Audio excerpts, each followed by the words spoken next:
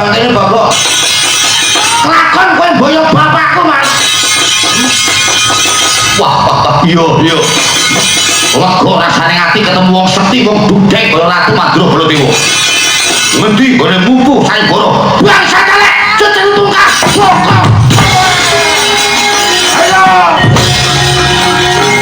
ya semua berserobot ayo bantu kowe gelem ora gelem tak boyong nang negaraku Semar tekaku mrene wis gawa prajurit sak gelar sak bergodo upama iki kok nganti Semar Badura ora tak boyong menyang negaraku tak jaluk dina iki karang kadepel jagang ngono sing jero benteng ngono sing kandel lek perlu aku kroyoken karo anak-anakmu aku ora bakal wedi aku ora bakal digrek yen perlu ratu terus iki kon ngroyok Prabu Baranjana Dewa aku ora bakal mundur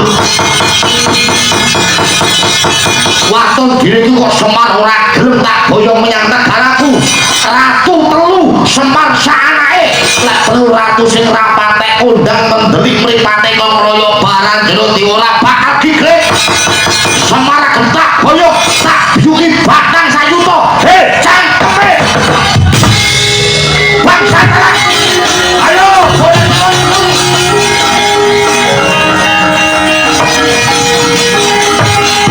mundur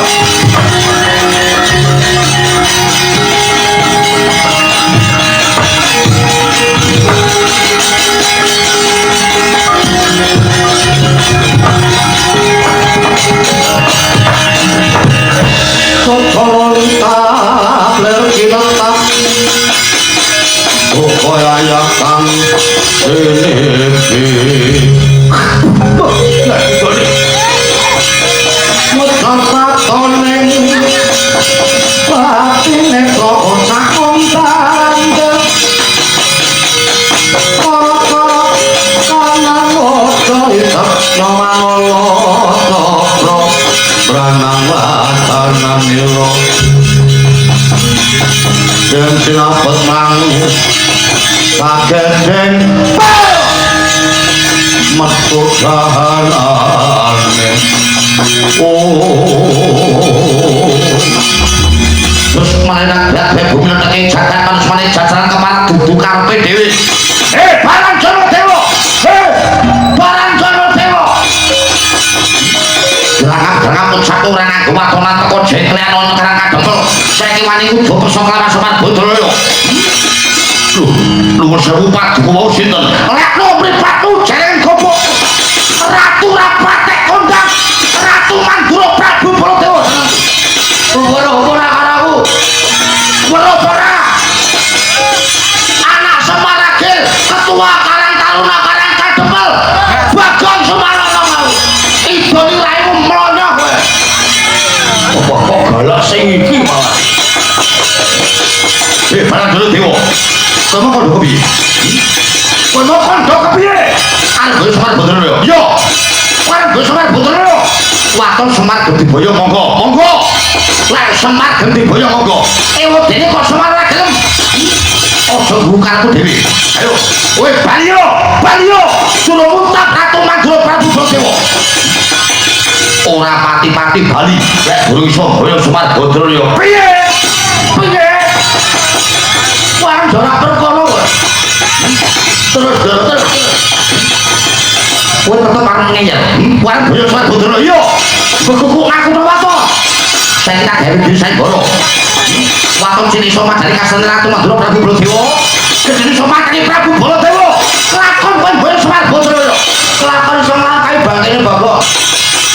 Kelakon kowe boyo bapakku, Mas. Wah, iya.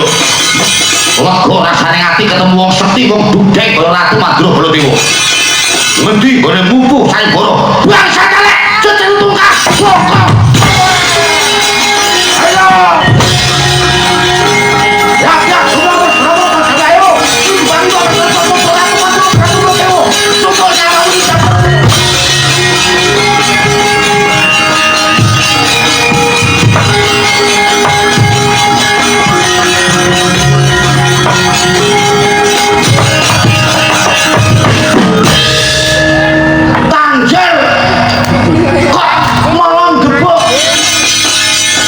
lah kok mlebu nek iki njur karepmu kepiye?